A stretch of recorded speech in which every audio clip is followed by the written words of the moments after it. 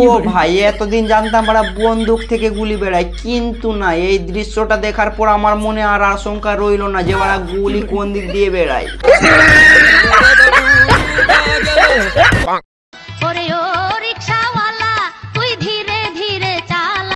বলছি কাকু, গাড়িটা কিন্তু বেশ ভালো স্পিডে চলছে, আর চোখের চশমাটা ও হেভি মানিয়েছে, সেই লাগছে দেখতে।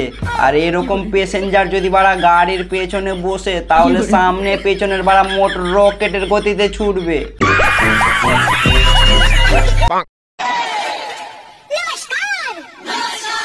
নমস্কার মানুষ দু হাত দিয়ে করে, সামনে দিয়ে করে, পায়ের তোলা দিয়ে না। যাদের পিছনে বাড়া বাদরের হাত থাকে তাদের কিন্তু বাড়ির দরকার পড়ে না, কেউ গাছের ডালে ঝোলে, কেউ আবার প্রাচীল ধরে ঝোলে।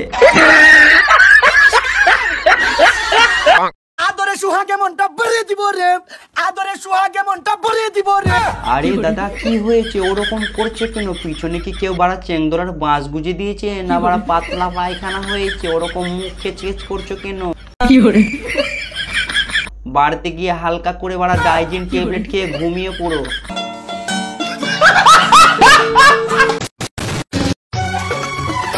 कैसी हालत है मेरी तुझे मैं बताऊं। ও মা, এক গাদা চুল দিদা নাকে গুজে করেছো ভুল, যখন তখন কিন্তু দম বন্ধ হয়ে যেতে পারে। সময় থাকতে কিন্তু নাকের চুলগুলো পরিষ্কার পরিচ্ছন্ন রাখুন, না হলে বাড়া নাকের নথনি হারিয়ে গেলে খুঁজে পাওয়া যাবে না।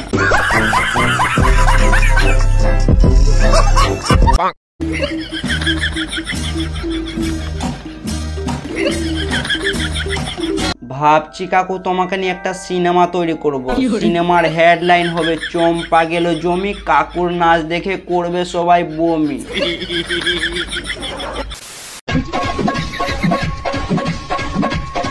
আরে বৌদি, আস্তে আস্তে, আমরা তো জানতাম মাইক দিয়ে বাড়া সাউন্ড বেরোয়। ও মা, এ তো দেখছি বাড়া মাইকের মাথায় বাড়া ফেদা উঠে গেছে। বলছি বৌদি, মাইকটা সোজা করে নিলে সাউন্ড পাবেন, আর উল্টো করে নিলে বাড়া মজা পাবেন।